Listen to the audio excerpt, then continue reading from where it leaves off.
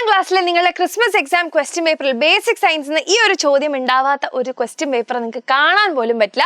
ഇത് നിങ്ങൾ പഠിച്ചിട്ടില്ലെങ്കിൽ നിങ്ങൾ എന്തായാലും ബേസിക് സയൻസ് എക്സാമിന് മാർക്ക് നിങ്ങളത് കുറഞ്ഞു പോകും. അത് മിസ് ഗ്യാരണ്ടിയാണ്. പക്ഷേ ഇത് പഠിച്ചാൽ നിങ്ങൾക്ക് എന്തായാലും ഒരു 5 മാർക്ക് നിങ്ങൾക്ക് ഇതിനകത്ത് സ്വന്തമാക്കാൻ വേണ്ടിയിട്ട് പറ്റും. Okay, ready? അപ്പൊ ഇതാ ശ്രദ്ധിച്ച് കേട്ടോ, ഇമ്പോർട്ടൻ്റ് ആയിട്ടുള്ള ടോപ്പിക്കാ. അപ്പൊ മിസ്സിനൊരു ചെറിയൊരു സംശയം, നിങ്ങളിപ്പോൾ കുറേ ദിവസമായിട്ട് ഇപ്പോൾ പഠിക്കാനുള്ള ചൂടിലൊക്കെ ആയിരിക്കും അല്ലേ?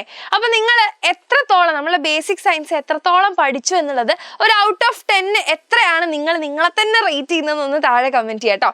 ഇപ്പോൾ നന്നായിട്ട് പഠിച്ചു എന്നാണെങ്കിൽ ഒരു 8, 9, 10 ഒക്കെ കൊടുക്കാം. ഇനി അതല്ല നിങ്ങൾക്ക് ഒരു ആവറേജ് പഠിത്തമാണെന്നുണ്ടെങ്കിൽ ഒരു 6, 7, 5, 6, 7 ഒക്കെ കൊടുക്കാം. ഇനി 5ന് താഴെ പോയാൽ ഒട്ടും പഠിച്ചിട്ടില്ല എന്നുള്ള രീതിക്ക് കൊടുക്കാം. ഓക്കെ, അപ്പൊ അത് എത്രയാണെന്ന് കമന്റ് ചെയ്യാം കേട്ടോ എല്ലാവരും താഴെ. യെസ്, അപ്പൊ അങ്ങനെയാണെങ്കിൽ നമുക്ക് എന്ത് ചെയ്യാം, നമുക്ക് നമ്മളുടെ ടോപ്പിക്കിലേക്ക് കിടക്കാം. അപ്പൊ നമ്മളിവിടെ പഠിക്കാൻ പോകുന്ന വേറെ ഒന്നുമല്ല, path of digestion. Okay, digestion നടക്കുന്നത് എങ്ങനെയാണ് എന്നുള്ളതാണ് നമ്മൾ നോക്കുന്നത്. Okay, ready? അപ്പോൾ ഇവിടെ നമ്മൾ നോക്കുമ്പോൾ നമുക്ക് കുറച്ചും കൂടി ഡീറ്റെയിൽ ആയിട്ട് ഇതിനെ എങ്ങനെ പറയാൻ വേണ്ടി പറ്റും, നമ്മളുടെ ന്യൂട്രീഷൻ അഥവാ പോഷണത്തിന്റെ ഘട്ടങ്ങളാണ്. അപ്പോൾ നോക്കുകയാണെന്നുണ്ടെങ്കിൽ ഏറ്റവും ആദ്യം നമുക്ക് എന്ത് കിട്ടണം, നമുക്ക് ഫുഡ് കിട്ടണം അല്ലെ? നമുക്ക് ഫുഡ് കിട്ടണം, അതാണ് ഏറ്റവും ആദ്യം നടക്കുന്നത്. ഓക്കെ, നമുക്ക് ഭക്ഷണം കിട്ടണം. അപ്പൊ ആഹാര സ്വീകരണം അഥവാ ഇഞ്ചക്ഷൻ ആണ് ഏറ്റവും ആദ്യം നടക്കുക അല്ലെ? ഏറ്റവും ആദ്യം ഇഞ്ചക്ഷൻ അഥവാ ആഹാര സ്വീകരണം. അപ്പൊ ഫസ്റ്റത്തെ നമ്മളുടെ അവയവം അഥവാ ഓർഗൻ എന്ന് പറയുന്ന വേറെ ആരും അല്ല, ആരാണ്? നമ്മളുടെ മൗത്താണ് അല്ലെ? മൗത്ത് അഥവാ വായ. അപ്പൊ വായയിൽ വെച്ച് നമ്മളുടെ ഉമിനീരൊക്കെ ആയിട്ട് മിക്സ് ആയി നല്ല സൂപ്പർ ആയിട്ട് ആൾ എന്ത് ചെയ്യും, നമ്മളുടെ ഈസോഫാഗസിലേക്ക് പോകും അല്ലെ? ഈസോഫാഗസിലേക്ക്. ഈസോഫാഗസിന് വേറെ കളർ കൊടുക്കണോ? യെസ്, ഈസോഫാഗസിലൂടെ പോവും അല്ലെ? അപ്പൊ ഇതൊരു പൈപ്പ് പോലെ ഇരിക്കുന്ന ആളാണ്. ഇതിനെ നമ്മൾ എന്താ വിളിക്കുക? ഈസോഫാഗസ് അഥവാ നമ്മൾ അന്നനാളം എന്ന് വിളിക്കും അല്ലെ? അന്നനാളം. അപ്പൊ ഇത് കൂടെ പോകുന്ന ആ ഒരു പ്രോസസ്സ് അല്ലെ, ഇങ്ങനെ വേവ് ലൈക്ക് മോഷൻ, തരംഗ ചലനത്തിലാ പോവുക. അതിനെ നമ്മൾ എന്താ വിളിക്കുക? നമ്മള് പെരിസ്റ്റാൾസിസ് എന്നാണ് വിളിക്കുക. പെരിസ്റ്റാൾസിസ്, അത് ഓർത്ത് വെക്കുക, ഇമ്പോർട്ടൻ്റ് ആയിട്ട്. Okay, ready? ഇനി അടുത്ത നമ്മൾ നോക്കുകയാണെങ്കിൽ ഇത് എങ്ങോട്ട് എത്താ? നമ്മളുടെ സ്റ്റൊമക്കിലാണ് എത്തുക അല്ലെ? ആമാശയത്തിലെത്തി. സ്റ്റൊമക്ക് അഥവാ ആമാശയത്തിലെത്തി. സ്റ്റൊമക്ക് അഥവാ ആമാശയത്തിൽ. ഇവിടെ നിന്നാണ് എന്ത് നടക്കുക? ഭാഗികമായ ദഹനം നടക്കുക, പാർഷ്യലി ഡൈജഷൻ നടക്കുക. അപ്പൊ ഇവിടെ എന്തൊക്കെയാ സംഭവിക്കുക? നമ്മളുടെ സ്റ്റൊമക്കിനകത്ത്, ആമാശയത്തിനകത്ത് കുറെ ദഹനരസങ്ങൾ, ഡൈജസ്റ്റീവ് ജ്യൂസസ് ഒക്കെ ഉണ്ട്. ഇതിൻ്റെ ഒക്കെ കൂടിയിട്ട് ഒരു കുഴമ്പ് രൂപത്തിൽ, ഒരു പേസ്റ്റ് പോലെ ആരാവും? നമ്മളുടെ ഈ പറയുന്ന ഫുഡാവും.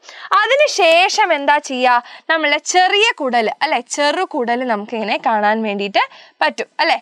ചെറുകുടൽ. യെസ്, ഇങ്ങനെ വരയ്ക്കാം. അപ്പോഴാണ് നമുക്ക് ലാർജ് ഇൻറ്റെസ്റ്റൈനെ വരയ്ക്കാനുള്ള സ്ഥലം കിട്ടുള്ളൂ. ഓക്കെ, നമ്മളെ ചെറുകുടല് ഇവിടെ ഇങ്ങനെ ഇരിക്കുന്നുണ്ട് അല്ലെ? ചെറുകുടല് ഇവിടെ ഇരിക്കുന്നുണ്ട്. അപ്പൊ എങ്ങോട്ടാ പോയി? അടുത്ത സ്മോൾ ഇൻറ്റെസ്റ്റൈൻ. സ്മോൾ ഇൻറ്റെസ്റ്റൈൻ, നമ്മളെ ചെറുകുടൽ. ആള് പറയുമ്പോൾ ചെറുകുടൽ എന്നൊക്കെ പറയെങ്കിലും എന്താണ്, 6 മീറ്റർ നീളമുള്ള ആളാണ് നമ്മളെ സ്മോൾ ഇൻറ്റെസ്റ്റൈൻ എന്ന് പറയുന്നത്. അപ്പൊ ഇവിടെ വെച്ചിട്ട് ഈ ഒരു തുടക്കത്തിലെ ഭാഗത്ത് വെച്ചിട്ട്, ഓക്കെ, ഈ ഒരു തുടക്കത്തിലെ ഭാഗത്ത് വെച്ചിട്ട് എന്ത് നടക്കും? നമ്മളുടെ പാൻക്രിയാറ്റിക് ജ്യൂസ് അല്ലെ, നമ്മളുടെ ആഗ്നേയ ഗ്രന്ഥിയിൽ നിന്ന് ആഗ്നേയ രസവും ലിവർ അഥവാ കരളിൽ നിന്ന് ബൈൽ അഥവാ പിത്തരസവും വന്നിട്ട് നമ്മളുടെ ഡൈജഷൻ ഇവിടെ വെച്ചിട്ട് കംപ്ലീറ്റ് ആവും. അപ്പൊ ദഹനം പൂർത്തിയാവുന്ന എവിടുന്ന? സ്മോൾ ഇൻറ്റെസ്റ്റൈൻ, ചെറുകുടലിൽ വെച്ച് ദഹനം പൂർത്തിയാക്കുന്നു. അതിനുശേഷം നമ്മളെ ഫുഡ് ഇങ്ങനെ വരുന്ന സമയത്ത് ഇതിൻ്റെ ഉള്ളിൽ ആരുണ്ട്? വില്ലസുകളുണ്ട് അല്ലെ? വില്ലസുകളുണ്ട്. ഈ വില്ലസുകൾ എന്ത് ചെയ്യും? നമ്മളുടെ അബ്സോർപ്ഷൻ നടത്തും, ആഗിരണം നടത്തും. അതാണ് അടുത്ത സ്റ്റെപ്പ് അല്ലെ? അപ്പോൾ ഈ ആഗിരണം നടത്തിയതിന് പിന്നെ നമ്മളുടെ ശരീരത്തിന്റെ ഭാഗമായി മാറുന്നതിനെയാണ് അസിമിലേഷൻ അഥവാ സ്വാംശീകരണം എന്ന് പറയാം. അപ്പൊ ഈ സ്വാംശീകരണം ഒക്കെ കഴിഞ്ഞു കഴിഞ്ഞാൽ പിന്നെ എന്താണ്? പിന്നെ നമ്മളുടെ ലാർജ് ഇൻറ്റെസ്റ്റൈനിന്റെ വരവാണ് അല്ലെ? ലാർജ് ഇൻറ്റെസ്റ്റൈനിന്റെ വരവാണ്. അപ്പൊ ഈ ലാർജ് ഇൻറ്റെസ്റ്റൈൻ വന്നു കഴിഞ്ഞാൽ ഇയാൾ എന്താ ചെയ്യുക? ഇയാൾ നമ്മളുടെ വേസ്റ്റിനെ പുറന്തള്ളാനുള്ള ആളാ. അപ്പൊ ബാക്കി വന്ന ആ ഒരു എന്താ പറയുക, ഭക്ഷണ അവശിഷ്ടങ്ങളിൽ എന്തെങ്കിലും വെള്ളമൊക്കെ ഉണ്ടെങ്കിൽ അല്ലെ, വാട്ടർ ഒക്കെ ഉണ്ടെങ്കിൽ വേഗം വലിച്ചെടുക്കും.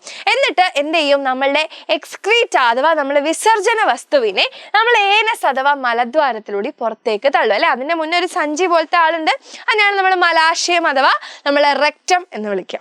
കഴിഞ്ഞു, ഇത്രയേ ഉള്ളൂ. അപ്പൊ ആ ഒരു ചാപ്റ്ററിന്റെ ഏറ്റവും പ്രധാനപ്പെട്ട ഭാഗങ്ങളാണിത് കേട്ടോ, റെക്റ്റം അഥവാ മലാശയം. ഓക്കെ, റെക്റ്റം അഥവാ മലാശയം. ഇതാണ് ആര്? ലാർജ് ഇൻറ്റെസ്റ്റൈൻ. ലാർജ് ഇൻറ്റെസ്റ്റൈൻ അഥവാ വൻകുടൽ. കിട്ടിയോ? യെസ്.